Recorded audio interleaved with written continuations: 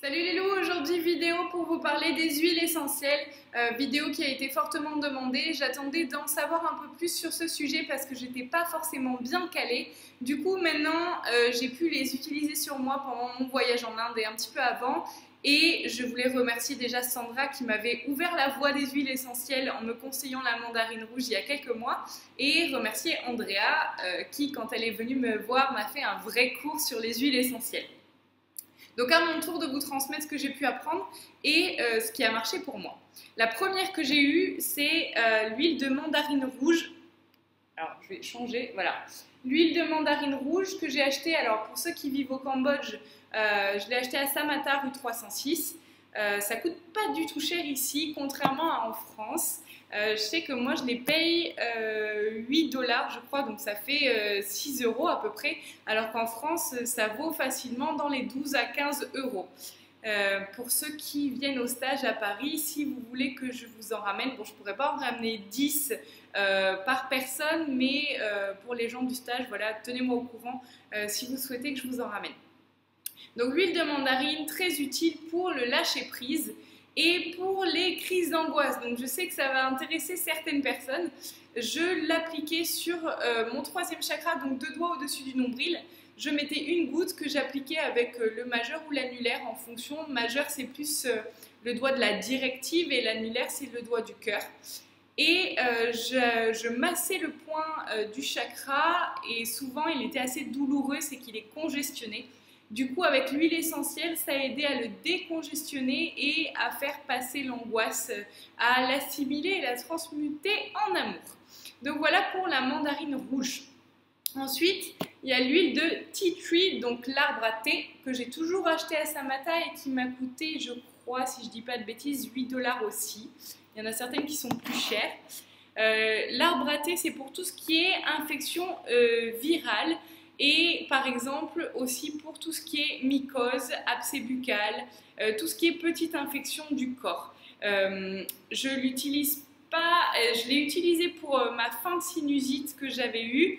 Après il y en a une autre qui marche mieux, qui depuis que je l'ai j'utilise plus celle-ci. Alors c'est Ravinsara, il n'y a pas d'étiquette. Ça s'écrit Ravinsara. Et Ravinsara, c'est une goutte toutes les 4 heures sur une cuillère à soupe de miel, par exemple, parce que le goût est pas tip-top, on a l'impression de manger du Vicks Vaporub. Ça marche vraiment très très bien. Sachez qu'il ne faut pas dépasser 6 gouttes par jour, c'est ce qu'Andrea m'avait dit, pour ne pas risquer une surdose, parce qu'apparemment la surdose d'huile essentielle n'est pas très très marrante. Donc voilà, Ravinsara, ça marche très très bien pour tout ce qui est état grippal, les premiers maux de gorge, ou en tout cas dès qu'on sent le premier signe d'un rhume arriver, c'est Ravinsara de suite. Le tea tree, je m'en sers plus pour tout ce qui est infection, ou par exemple quand vous avez les pieds, vous savez, ça peut arriver avec l'humidité, si vous avez les pieds qui pèlent ou quelque chose comme ça, vous mettez une goutte de tea tree dessus et ça marche très très bien.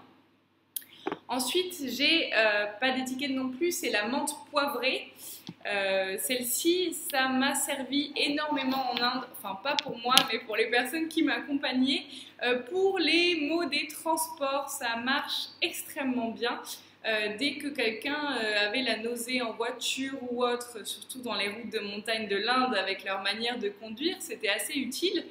Et aussi pour les maux de tête, mais je pense en avoir déjà parlé. C'était dans une autre vidéo, je ne sais plus laquelle. Mais voilà, vous l'appliquez sur les tempes, vous massez bien et vous pouvez faire plusieurs points sur la tête. Et voilà, c'est vraiment utile pour les maux de tête et les nausées. Il y a d'autres utilités comme la digestion, etc. Mais pour ça, j'utilise une autre huile. Ensuite, il y a l'huile de d'ylang ylang. Alors celle-ci, elle coûte un peu plus cher. Je crois que je l'ai payée 12 dollars. C'est Andrea qui m'a dit de m'en servir pour ça. Du coup, depuis, je m'en sers tout le temps et c'est vrai que c'est magique. C'est pour les cheveux. Vous mettez 2 gouttes dans votre après-shampoing. Simplement 2 gouttes, pas plus que ça. Et vous allez avoir les cheveux qui brillent énormément et en plus qui sentiront très très bon jusqu'au prochain shampoing. L'odeur reste vraiment imprégnée et c'est très agréable. Ça sent le spa. Ensuite, l'huile essentielle de lavande vraie. Bon, je vous le montre un peu à l'envers à chaque fois. Celle-ci, je m'en sers, j'ai essayé pour l'acné comme on me l'avait conseillé. Effectivement, ça marche très très bien. J'avais plus de boutons le lendemain matin. Par contre, 3 jours après, quand j'ai arrêté, ils sont ressortis en mode multiplié. Du coup, je ne vous le conseille pas forcément. Faites le test sur vous, voir comment ça se passe. Mais je sais que mes guides m'avaient dit que les boutons, c'était aussi des émotions qui ne sortaient pas par voie orale, par exemple, et qui du coup avaient besoin de sortir par un autre chemin. Et quand on les empêchait de sortir, et bien forcément arrive le moment où ça craque et que ça a besoin de sortir, donc ça ressort démultiplié. Donc essayez-le sur vous, ça marche très très bien, mais à voir si ça ne ressort pas d'autant plus quelques jours après.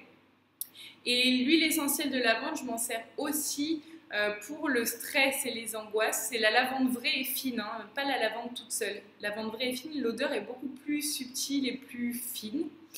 Et celle-ci, je m'en sers comme l'huile de mandarine, c'est-à-dire que je l'applique sur le 3e chakra, 2 doigts au-dessus du nombril, et je masse le point douloureux jusqu'à ce que ça ne fasse plus mal, avec une seule goutte.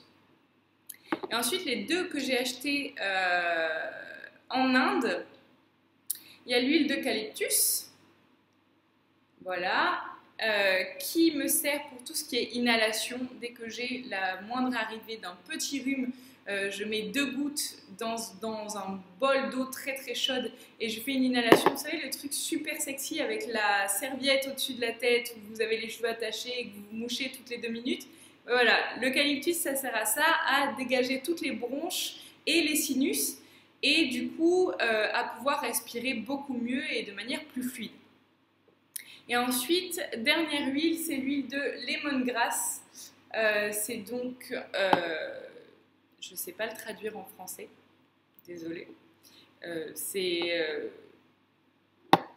Non, j'arriverai pas à retrouver. Je ne sais pas si c'est pas la verveine en français, j'ai un doute. En tout cas, ça sert pour tout ce qui est digestion. La menthe poivrée sert aussi pour la digestion, mais je trouve que la lemongrass est plus active et plus rapide. Donc par exemple, quand vous avez un repas qui passe pas bien, soit parce que c'était un repas indien, soit c'est parce que c'est un repas de Noël par exemple, vous mettez une goutte dans votre thé à la fin du repas et vous allez voir que c'est assez magique. Disons qu'une petite demi-heure après, vous n'avez plus du tout de nausées, ni de mal de ventre, ni quoi que ce soit.